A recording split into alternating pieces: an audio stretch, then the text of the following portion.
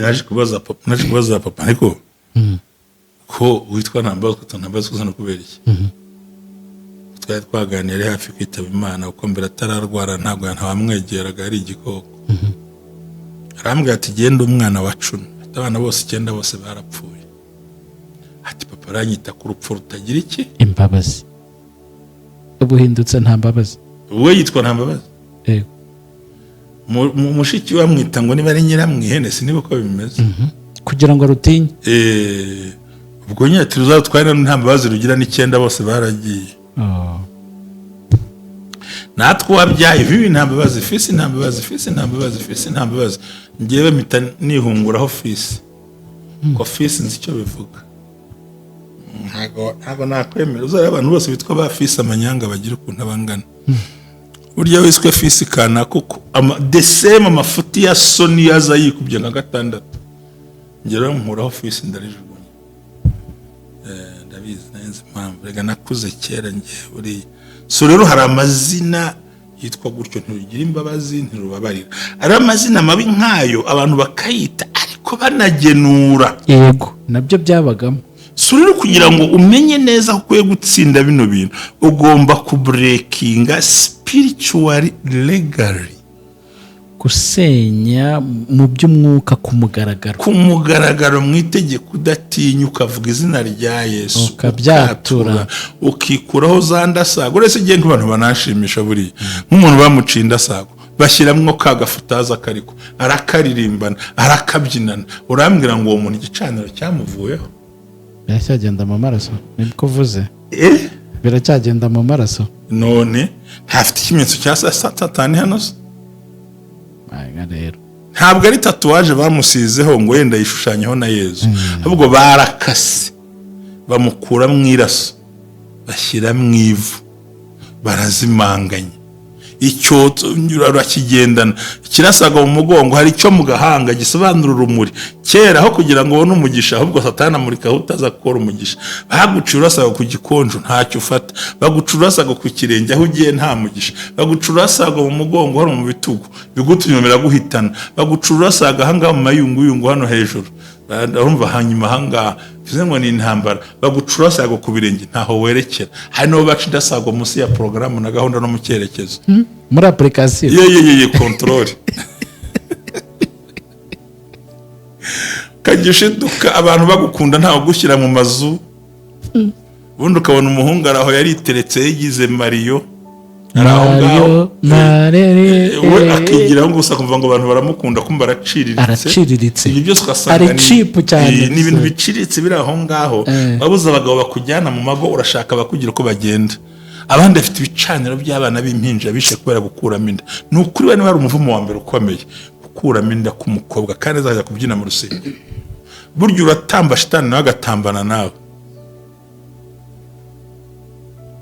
ukajya kurgifungura ati genda urirye garuke hano ikiziriko gifite nzajya nkwibutsa amaraso bicaniro birahari igicaniro cy'amaraso cyo kiza gifite imbaraga rukurusha ibindi mushongo amaraso ibuka ko biri yavuze ngo yego mbahaye kurya ibintu byose ariko muzirinde amaraso yabo kuko mwaba mubiryanye n'ubugingo urakoze cyane rega uwishe umuntu we hari umuntu wishe umuntu w'abandi ariko wowe uriyishe wowe fasha ubuzima bwawe urabunyonze ujugunyiriye ugafunga ipantaro ugafunga igitambaro ukigira ikoboyi rero ariko mu ijuru batido uko utamba na kitambo se n'igihari kuko ntabwo wakuramo inda nta biguzi utanze imiti wayikura heza ntabwo bikunda byari umuganga wakoraga mu gihugu kimwe ntavuze izina yarambwiye uzi amafaranga igahanagura urwandiko rw'imihango rwaturegaga ikarudukuzaho kurubamba ku musaraba kandi maze kunyaga abatware n'abakomeye n'abafite ubushobozi ibahemura ku mugaragaro ibivuga hejuru kubw'umusaraba wayo ni amagambo nkunda cyane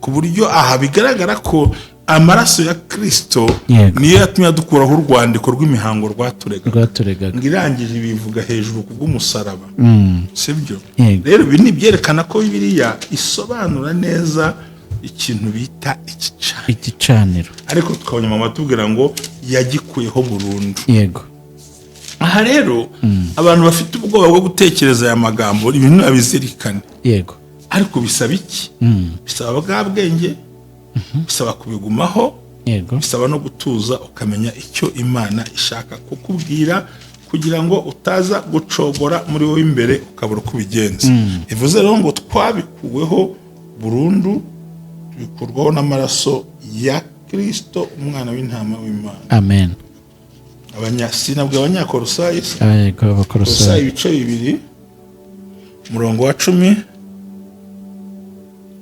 14 murongo wa 14 wa 15 watubwiye ngirangi bivuga hejuru rangiye ubura mu kinyarwanda cyo ukuntu havuze leta wumva wishimye yego si 14 yego aravuga ngo isibanganya urwandiko rutondagira imyenda twashinjwaga n'amategeko irukuzaho kurubanika ku musaraba wa Yesu Kristo bityo yanyaze bya binyabutware na bya binyabushobozi ibikoze isoni ku mugaragaro yerekana ko Kristo abitsinze burundu bya binyabushobozi bya bidayimoni bya bigini bya birozi n'ibirozikazi bya bicuraguzi n'ibicuragura bimwe birimwigira n'ibihumeka binyaga ku mugaragaro ndabona utari kumva iryo jambo mu buryo bukwiriye ariko ushaka kubyumve ariko ugomba no kubyumva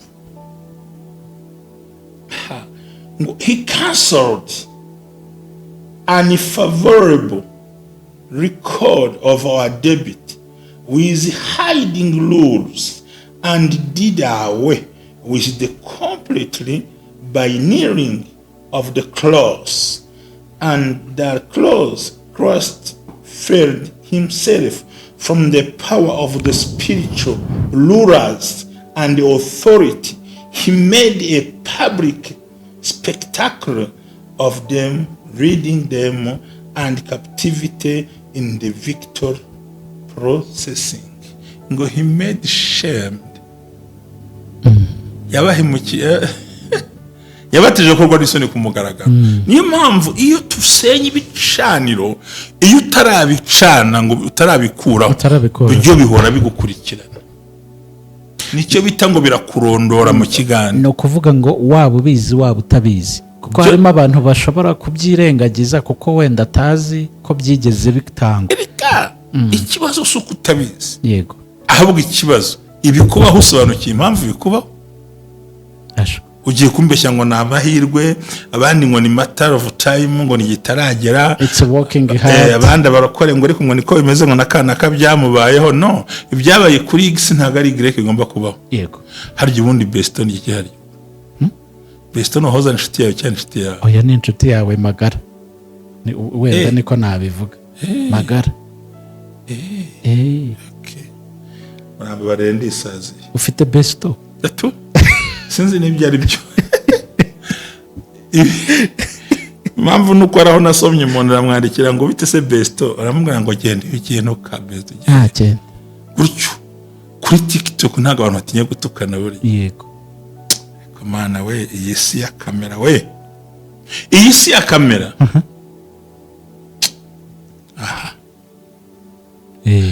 Undi nigira amahirwe yongeye kwirira ngiye nikoreramo dukeya. Everything is on record. Yego. Isi ya kamera. Ndakubwiza ukuri ibicaniro birakurondora cyane. Hamwe na kamera umukameramana ashobora gufata ikintu kikazaba inkuru cyane. Warabibonye? Nabibona. Ibicaniro birakurondora ku buryo mu bantu 500 ari wowe bareba. Kugira ngo gusube ashamed. Kumugaragaro abantu bose bareba. Ariho rero twasomye ko yavuze ngo Lord answer me by fire and put the shame every evil art. Koze son bicaniro bimpagurukira. urarwara indwara ntizishira mu rugo kandi ntimaze gushakira indwara zino za diabete imitima za pressure n'ikiwapi duto ushobora no kurwara agasebe ku rutoki indwara ntirukire none ntibaze ko ufite nk'umwana cyangwa umuntu mukuru. Ubumwe bw'Abera Ministries aho amavuta kandi agira amateka ubuzima bugahinduka. Nagira umenyeshe ubumwe bw'Abera si idini si itorero ntabwo rigenda no kuba ryo ahubwo naho wiga ibintu byose ukabohoka ugasenya ibicaniro bishya ugasenya byose. Ariyo mpamvu twabategura ikiganiro gitambuka buri mugoroba kivuga ngo mwanira bawe mwanira busize siga umurage muzima siga umurage ukwiriye imbere y'abantu imbere y'Imana n'imbere y'igihugu. Oh, hallelujah, hallelujah. Building an everlasting legacy. Sigira bawe umuco muzima bakorere baraga ibyiza bazakira kuko niyo mahitamo meza. Senya ibicaniro bya Karande usenya ibicaniro by'uburyo bwose maze wubaka ubuzima bw'ahazaza h'abana bawe. Banira n'abawe amenye kubana n'abandi kubana mu gihugu neza kubana n'itorero neza no guhindura imyumvire. Siga umurage ukwiye nibwo butwari. Amina. tuje nkwifurije kugira ibihe byiza dukurikira ahereye hose ni kumwe bw'Abera Ministries amavuta kandi agira amateka ubuzima bugahinduka ngo haye ikaze mu kiganiro cyane mugoroba nkwanira bawe cyangwa se Build an Everlasting Legacy. Nkuko mumaze iminsi mu byumva twinjiye mu cyumweru cyo gusobanukirwa ibirere bitandukanye birwanya abantu b'Imana ndetse n'uburyo twabyigobotoraho. ubwo nyine birajyana n'ibimenyetso ukuntu bigenda bisimburana. Ndagushimiye rero uri mu Rwanda uri hanze y'u Rwanda abumva bakanavuga ururimi rw'ikinyarwanda abakomeje kuri ya gahunda yacu yo kumwe bw'Abera yitwa Seeds of Joy ndetse na bya bikorwa byose mujya mugira mu ruhare turabashimira cyane. Amazina ni Jerry ndacyari kumwe na Mushomba. Wiriwe neza Mushomba? Yaniriwe amahoro ndashima Imana kandi Imana ikomeje kundinda no kumfasha muri byose. Nawe ngushimiye ko unyemereye kuba turi kumwe kano kanya. Yesu aguhe umugisha kandi ugubwe neza. Wanakoze guhindura uyu munsi sound. Thank you so much. Ndabona bimeze neza. Yego. Nkunda gukora ibintu biri so smart. Umunsi umwe nuko nta mugabo urunguruka mu cyumba cy'undi azaza kureba aho urahari uko aba hameze karagaciyemo. Yego.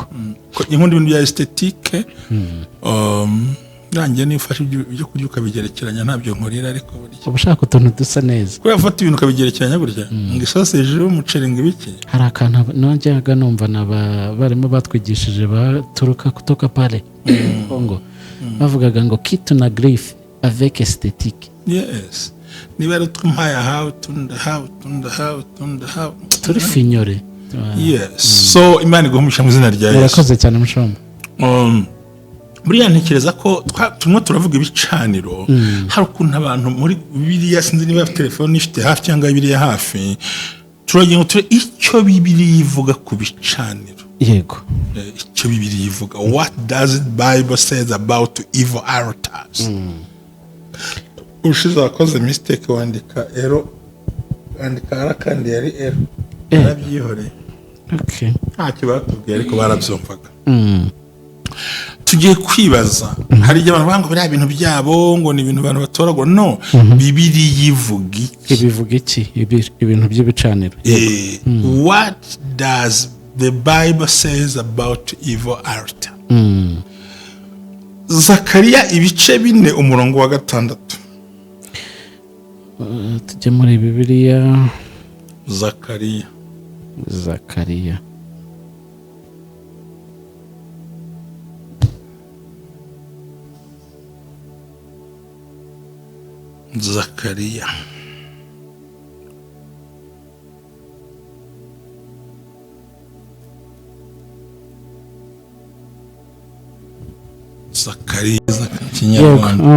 Zakariya ibice bingahe?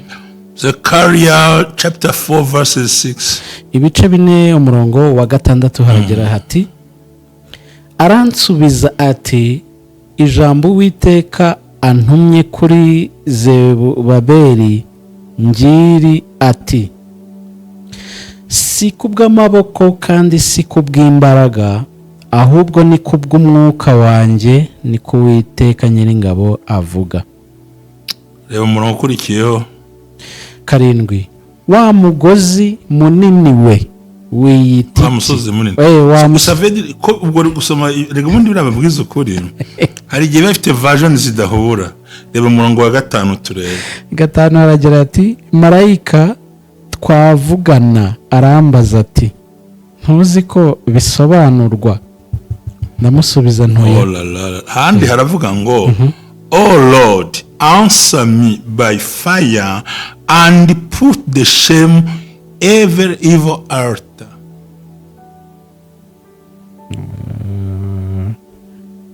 Oh, chapter 4 Lord. verses 5.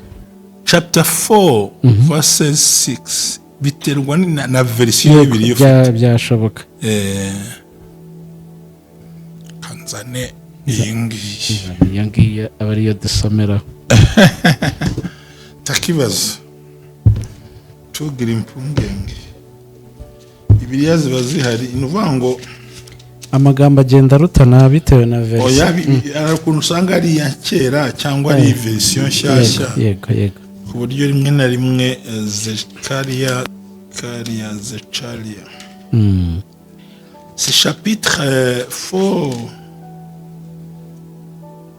ibice 4 umurongo wa 6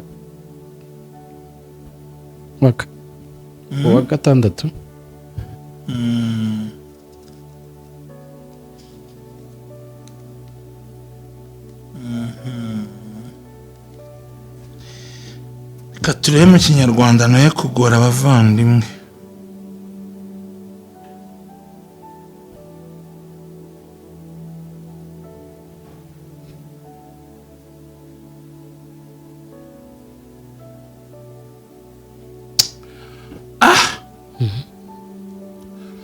turabonye ngo Uwiteka asubiza kubw'umuriro noneho nkureho n'igicaniro kibi the shame evil altar zero ngo Imana hano yerekana ko akurweho Zakariya bice nk'uko twasomaga hanyuma nagira ngo undebere neza abami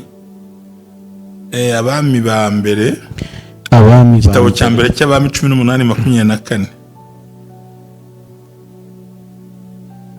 igitabo cya mbere cy'abami 9:14 oya 18:24 18:24 haragira hati muhere ko mutambire izina ry'Imana yanyu nanjye ndatakambira izina ry'Uwiteka maze Imana iri budusubirisha umuriro iraba ariyo Mana.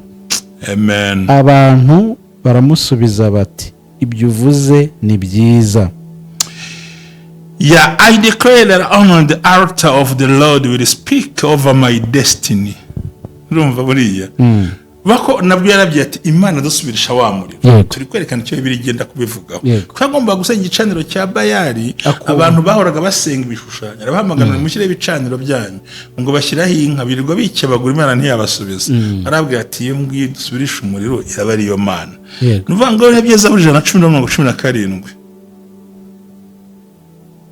Zaburi 118:17 118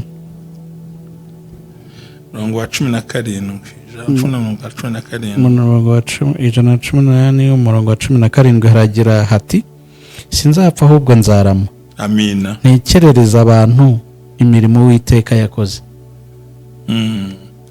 So nuvango thank you Lord because every demonic altar against my life is permanently destroyed.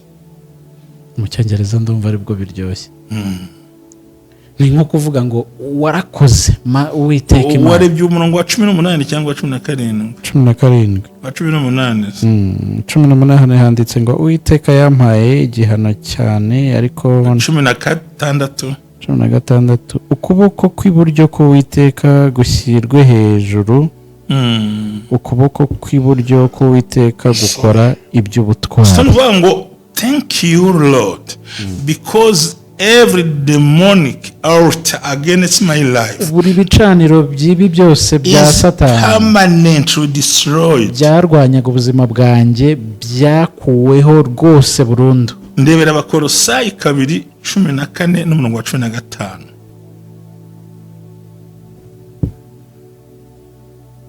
Abakolosayi 2 14 na 15 14 15 haragira hati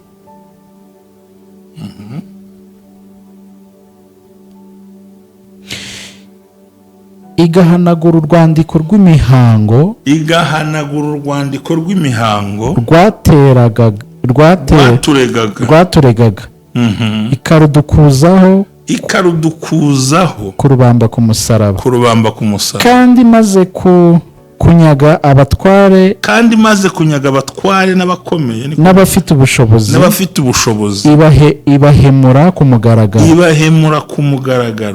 ibivuga hejuru kubw'umusaraba wayo. Ni amagambo nkunda cyane ku buryo aha bigaragara ko amaraso ya Kristo niyo yatumye dukuraho urwandiko rw'imihango rwaturegaga ngirangije bivuga hejuru kubw'umusaraba. Sibyo rero ibi nibyerekana ko Bibiliya isobanura neza ikintu bita igicaniro, ariko tukabona mama tubwira ngo yagikuyeho burundu. Yego, aha rero abantu bafite ubwoba bwo gutekereza aya magambo ibintu abizirikane. Yego, ariko bisaba iki? Bisaba bwa bwenge, bisaba kubigumaho, bisaba no gutuza ukamenya icyo Imana ishaka kukubwira kugira ngo utaza gucogora muri wowe imbere ukabura uko ubigenza. Ivuze rero ngo twabikuweho burundu, bikurwaho n'amaraso ya Kristo umwana w'intama w'Imana. Amen. Sinabwe abanyakolosayi ibice 2 murongo wa 10 14 murongo wa 14 na 15 watubwiye ngirangiye bivuga hejuru. Rangiye ubura mu kinyarwanda cy'ubu kuntu havuze ureta wumva wishimye. Yego, si 14. Yego, aravuga ngo isibanganya urwandiko rutondagira imyenda twashinjwaga n'amategeko irukuzaho kurubanika ku musaraba wa Yesu Kristo. Bityo yanyaze bya binyabutware na bya binyabushobozi ibikoze isoni ku mugaragaro, yerekana ko Kristo abitsinze burundu. Bya binyabushobozi, bya bidayimoni, bya bigini, bya birozi n'ibirozikazi, bya bicuraguzi n'ibicuragura, bimwe birimwigira n'ibihumeka binyaga ku mugaragaro. Ndabona utari kumva iryo jambo mu buryo bukwiriye, ariko ushaka kubyumve, ariko ugomba no kubyumva. He cancelled an unfavorable record of our debit with hiding rules and did away with the completely binding of the clause, and that clause Christ freed himself from the power of the spiritual rulers and the authority. He made a public spectacle of them, reading them and captivity in the victory processing. Ngo he made shamed. Yabahemukiye yabatije ko n'isoni ku mugaragaro. Niyo mpamvu iyo tusenye ibicaniro, iyo utarabicana ngo utarabikuraho, byo bihora bigukurikirana. Nicyo bita ngo birakurondora mu kiganiro. No kuvuga ngo waba ubizi waba utabizi, kuko harimo abantu bashobora kubyirengagiza kuko wenda atazi ko byigeze bitangwa. Ikibazo si uko utabizi. Yego, ahubwo ikibazo ibikubaho usobanukiye impamvu bikubaho. Ugiye kumbeshya ngo nabahirwe, abandi ngo ni matter of time, ngo ni gitaragera, it's working hard, abandi barakore ngo ariko ngo niko bimeze ngo nakana kabyamubayeho. No, ibyabaye kuri X ntago ari Grek igomba kubaho. Yego, harya ubundi Beston iki hari Beston hoza Nshuti yawe cyane Nshuti yawe. Oya, ni Nshuti yawe magara, ni wenda niko nabivuga. Magara okay, muramba barendi isazi ufite Besto datu sinzi n'ibyo ari byo. Impamvu nuko araho nasomye umuntu aramwandikira ngo bite se Besto, aramubwira ngo genda ikintu ka Besto cyane gutyo kuri TikTok. Ntago abantu batinya gutukana buri. Yego, komana we, iyi si ya kamera we, iyi si ya kamera.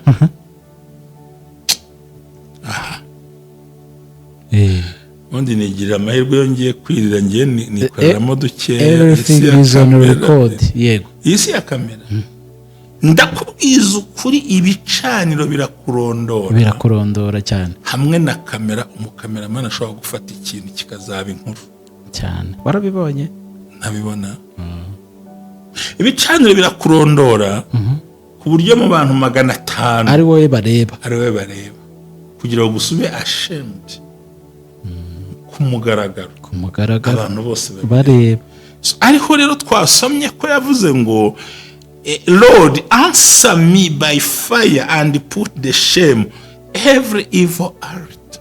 Koze isoni bicaniro bimpagurukira. Urarwara indwara ntizishira mu rugo. Kandi ntimaze gushakira indwara n'izino za diabete, imitima, za pressure n'ikiwapi. Duto. Ushobora no kurwara agasebe ku rutoki indwara ntirukire. None ntibaze ko ufite nk'umwana cyangwa umuntu mukuru akaba aho kugira ngo amenye aho ajya kwerekwa ninjoro ugasanga ibyo gukemurira hahandi abikemuriye ku buriri ninjoro kandi umuntu hari umugabo twari duturanye bimeze gutyo. So rero buri gihe ibicaniro bikurondora mu rwego urimo urahomba urakena urangwa ntutera imbere urakora ufite ubwenge ufite knowledge ufite capacity ufite ikintu everything uravuga urwongereza urufaransa uruswahili ibintu byose uravuga neza uri umuntu uri très eloquent uravuga abantu bakagukunda ariko umugisha wagira ngo nicyo cyaha ku buzima bwawe mahirwe yanjye wagiye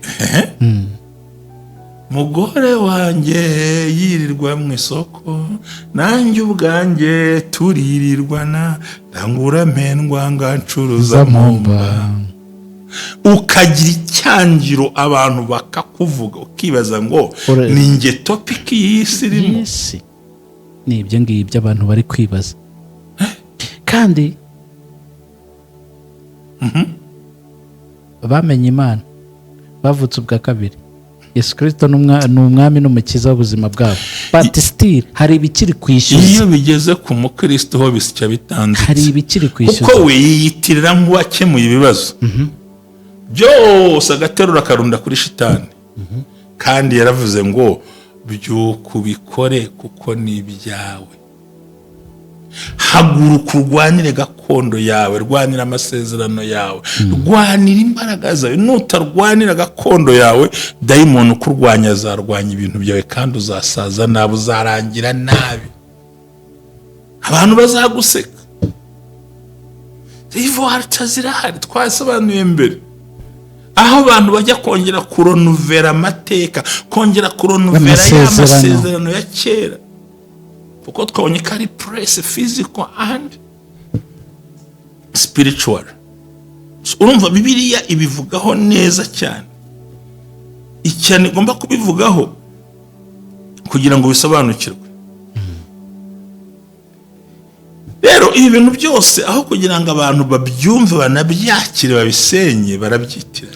Hari akandi kantu numvise nje nigeze kubaza umusaza mukuru abaza se kuki harimo abantu bitaga abana babo amazina wumva atari meza kandi ameza ahari bavuga ngo mu myizerere bumvaga ko iyo umwana umuhaye iryo zina ngo nta cyazaga kumwishyuza ngo kibe cyamutwara. You get? Ndakumva cyane ndakumva ndabizi bose numva ari utabizi nanjye naje kubaza papa ariko ko witwa ntambazo kuzana kubera iki twari twaganiriye hafi kwitaba Imana uko mbere atararwara ntabwo ntawamwegeraga ari igikoko arambwira ati genda umwana wa 10 abana bose 9 bose barapfuye ati papa aranyita ku rupfu rutagira iki imbabazi ubuhindutse nta mbabazi we yitwa ntambabazi mushiki wamwita ngo niba ari nyiramwihene siniba uko bimeze kugira ngo rutinye ubwo nyine tuzatwara nta mbabazi rugira n'9 bose baragiye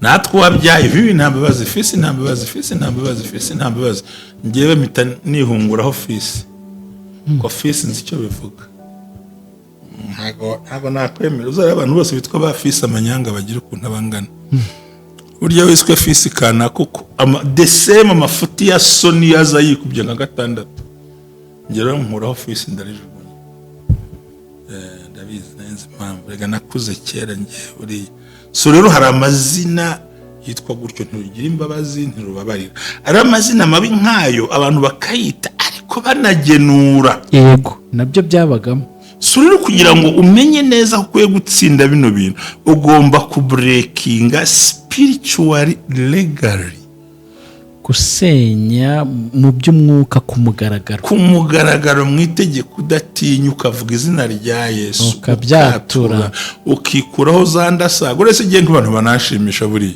nk'umuntu bamucinda sago bashiramwo kagafutaza kariko arakaririmbana arakabyinana urambwira ngo uwo muntu igicaniro cyamuvuyeho biracyagenda mu maraso nibwo uvuze biracyagenda mu maraso none ntafite ikimenyetso cya satani hano rero ntabwo ari tatuwaje bamusizeho ngo yenda yishushanyeho na Yezu ahubwo barakase bamukura mu iraso bashyira mu ivu barazimanganya icyo urakigendana kirasaga mu mugongo hari icyo mu gahanga gisobanura urumuri kera aho kugira ngo ubone umugisha ahubwo satana amurika utaza gukora umugisha bagucura urasaga ku gikonjo ntacyo ufata bagucura urasaga ku kirenge aho ugiye nta mugisha bagucura urasaga mu mugongo hano mu bitugu bigutunyomera guhitana bagucura urasaga ahangaha mu mayunguyungu hano hejuru urumva hanyuma ahangaha bivuze ngo ni intambara bagucura urasaga ku birenge ntaho werekera hari n'abo baca indasago munsi ya porogaramu na gahunda no mu cyerekezo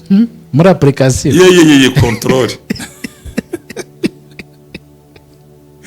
kagishiduka abantu bagukunda ntaho gushyira mu mazu ubundi ukabona umuhungu araho yariteretse yigize Mario Mario we akigira ngo gusa kumva ngo abantu baramukunda kumva araciriritse ibyo byose ugasanga ari cheap cyane ni ibintu biciriritse biri aho ngaho babuza abagabo bakujyana mu mago urashaka bakugira uko bagenda abandi afite ibicaniro by'abana b'impinja bishe kubera gukuramo inda ni ukuri we hari umuvumo wa mbere ukomeye gukuramo inda k'umukobwa kandi azajya kubyina mu rusengero burya uratamba shitani nawe agatambana nawe kajya kurya ifunguro ati genda urirye ugaruke hano ikiziriko gifite nzajya nkwibutsa amaraso ibicaniro birahari ariko igicaniro cy'amaraso cyo kiza gifite imbaraga kurusha ibindi mushongo amaraso ibuka ko Bibiliya yavuze ngo yego mbahaye kurya ibintu byose ariko muzirinde amaraso yabo kuko mwaba mubiryanye n'ubugingo urakoze cyane rega uwishe umuntu we hari umuntu wishe umuntu w'abandi ariko wowe uriyishe wowe ufashe ubuzima bwawe urabunyonza ujugunyiriye ugafunga ipantaro ugafunga igitambaro ukigira ikoboyi rero ariko mu ijuru batido uko utambana kitambuse n'igihari kuko ntabwo wakuramo inda nta biguzi utanze imiti wayikura heza ntabwo byari umuganga wakoraga mu gihugu kimwe ntavuze izina yarambwiye uzi amafaranga bamuhembaga yahembwaga amafaranga ngagera kuri miliyoni 2 z'amanyarwanda ngo ariko agakora icyo gikorwa ubwo yarabizwe ko yize ibintu bya jeni n'umujeni koroga mwiza cyane w'umuhanga yarambwiye ati ninjiyemo rimwe ndabanga amafaranga y'amaraso ntashaka ndatashye zarya make yageze aho yumva arabihaza ntabwo yabihaze yakoze umunsi umwe ahita asohoka agenda ati oya ntabwo mbyemera ko ngo ho bakuragamo n'inda y'amezi 5-7 abana bagaragara ubwo yagiyemo umunsi umwe asanga haje abantu benshi harimo abafite amezi 7-8 bangahe 6 biki ati ndebye ibyo bintu ndavuga ngo oya only one day ati sibi wacu Rwanda nzarya make yanjye ariko singiye kwisiga nuvuga ngo yahavuye nta numwe ayikuriyemo ati uko rese ngira ubwoba ndebye mbona abo 8 abingahe abantu basirimu baza abatereka dukorera amafaranga zabazakize ngo ati amafaranga nzakura muri aya maraso simbishaka mu gihugu runaka ntavuze kandi cyo mu Rwanda oya yari ahantu kure aremera ngira afata indege arigarukira mu bihugu bitagira amategeko byo hafi kubera iki ubwe abikoze nk'umwuga arabiguze ariko ni umufatanyacyaha kamwibwira n'akandi nuko wagira ngo ndabeshya buriya yego n'umuhungu utenda agaterana umukobwa akayikuramo burya muhungu nawe ariho umusaraba burya n'Imana ntabwo ireba umukobwa gusa oya none se iyo utamutererana yayikuramo oya none se nyine umutendo tutubane yabyanga se ntabwo yabyanga ariko ko abahungu dutererana bashiki bacu abafite umutima muke ka swap barakakubita aya matari mu barayakuye nonse ndi umwana se ariko byanga byakunda niba wajya muri MTN ya nimero bakukuyeho n'ubundi iri hirya zina pe abantu bari amazina y'umuvumo babaruyeho shyiraho iby'iwanyu mu cyaro iyongerereho ibyawe bwite iyongereho n'indi myaka n'imikosho ugenda ukurura yego ariko ibaze nk'umugabo nk'uyu nguyu cyangwa umusore nkawe muri ntuze muri gito hakinjira nk'abakobwa barenze 10 ubundi ni mu isoko urumva atari mu nteko yo kwa dayimoni waje yacuraguye waje utazi yagiye ngo nibyo muzarya murye n'itaribwa muko nyamara abantu bareke kwihuza n'imbaraga z'umwijima uburiri bwawe bugira uburiri bwiyubashye ni ngombwa kubuririza sibyo ko ntazi ibyo bijya hose wowe urambwira ahandi hariho kurahambwira niba ari muri salo urasimbizi njye ndivugira uko umuco uteye nibaza umusore winjiza abakobwa barenze 1 2 4 muri geto ye kandi wamureba ukabona ari proud y'ibyo akora ariko kumba arimo arahamagara ibicaniro mushumba wigeze ubibona ko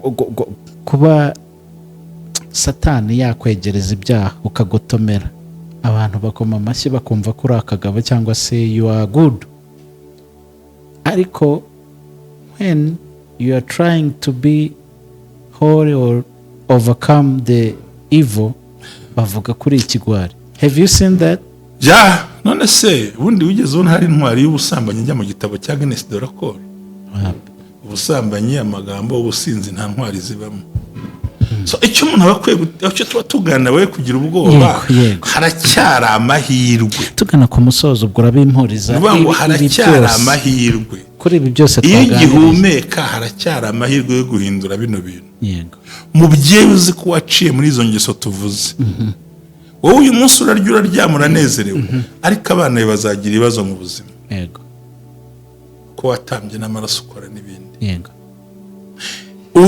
uruwa mbere wo kubreaking iki kintu ubwo umubyeyi cyane wagendeye muri izo nzira umwana ntabwo wazi ibyo arwana nabyo urankurikira I know so ibindi twavuga twakongeraho twaterekaho twagira ukundi ahanini babishingiye kuri cya gikorwa umuntu aba adasobanukiwe kuba uri mu rusengero ukijijwe ni byiza kubw'ibyaha warakijijwe uzajya mu ijuru ariko uzabaho urushye tu kandi yaravuze umukozi w'Imana witwa Dawidi ngo gukomera kwanjye kwerekanirwa ku bana banjye yego so hari amahirwe hari ukubikora bigakunda kandi Kristo yiteguye gufasha buri muntu wese akabisohokamo yego usenya ibicaniro birashoboka yego iby'iwanyu ibyawe bwite n'ibyaho ukorera ibyo birashoboka kuko ikintu cya mbere umuriro w'Imana no gusenya bikubita ibicaniro ibyo uzi n'ibyo utazi birashoboka Imana bakuremo ariko uzi kugira ngo usazire mu nzu y'ubukode ndi ukibaza abantu bose bafite amazu muri Kigali yawe bibuzemo neza guhagarara ku musozi wa Nzegandarira ariko Mana muri ari amatara yose habaremo n'iryange rero hamurashyize amatara ku gipangu ko nabibwiye Imana ariho pe nti Imana nubakira inzu uzashyira amatara ku gipangu ariho rwose ya sensa rwose urahita amafaranga menshi afite numvaga agahinda ko mu mutima n'indi urya utazi kuri burye upfundikanye ubundi babyita ngo turabigenza gute turarya iki hakaba n'undi ubifite bya mirenge byanamusagutse ariko uburwayi butamwemera no kuryaho n'agashito nayo ni karande mbi hakaba n'ababifite babikunze ariko bajya kurya bagatongana bagashwana bikarangira batabiriye barwanya bapfa ubusa bakajya kuyoboka akabari umwe ahawe undi nta guhuza. hari umugabo wa postinze restaurant hano i Gahanga umuntu atandika muri comment ngo karabaye ngo se nduzava mu rugo kajya kurya ruguru y'urugo, ariko mitamona ko byanditse ku rubuga afite uwabwira urage sinkunda abagabo bava mu rugo batari bakajya kurya mu kabari bitogo hariya mu kabari kandi iri hafa gatogo wagasangiye n'abana na boyiro abantu bakanezera. Icyo nacyo ni igicaniro ko bezera nyine bareze nyine kikwereka igicaniro ntabwo atuye kure bazi ko ari ubusirimu no byaba ubusirimu mu rugo wabisizeyo kuko wabuze time ariko mukanajyana cyangwa yanamushaka kutajyana cyangwa mukodaringa biriyo murakoze cyane mushumba ntabwo wanshubije ibyo bintu byose twavuze kuko turi mu cyumweru cyo gusenya ibihome n'ibicaniro bye byose twavuze. Birashoboka ko abantu byabavaho bagasenga neza ibintu ubuzima bukagenda. Urakoze hanyuma ngo byavaho ngusubize nsubize bivaho. Icyambere ugomba kubanza kugira ubuzima bwejejwe. Urakoze cyane.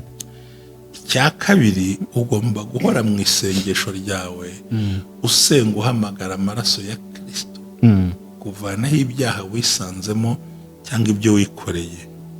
Gatatu ugomba kwiyemeza kuba sengesho. Si wa muntu usenga kuko hari ikibazo ko uragihorana, ugomba gusenga kandi bino bintu hakabaho kwiriza ubusa. Ikindi ugomba gushyira imbere kwezwa righteousness ndetse no guhora weza igicaniro cyawe. Wisenga n'ibyaha, wisenga n'uburyarya, senga kubita imbaraga mbi, usenya ibicaniro. Ndakubwira ngo mu gihe cyose udasenze muri ubwo buryo igicaniro kikurusha imbaraga.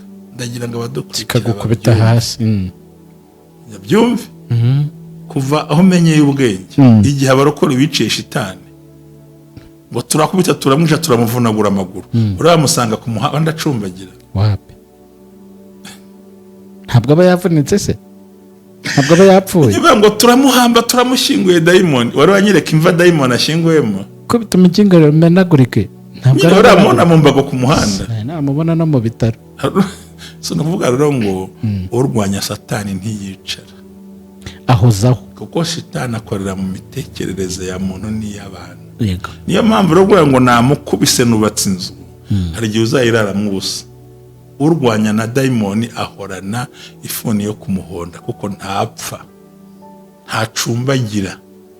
Ndagukubita ndagushwerageza ndakuvunagura ndakuritagura ntawe turahurira mu nzira agenda kumbago satani. No kuvuga ngo ku byiza byose ubona wamutsinzeho ahora gutegeye ku kindi kiri imbere. Gerageza uvuga ngo ku ntsinzi yawe arongera akarwana mu rwego urimo ongera uhonde.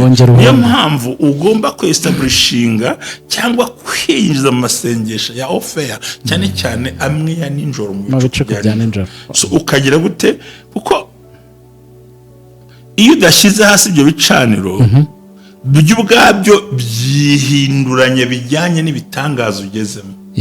Ni byiza ibicaniro byo kutabyara bivuyeho urabyaye ariko bakunywanyura urumogi bakuraranye muri boîte.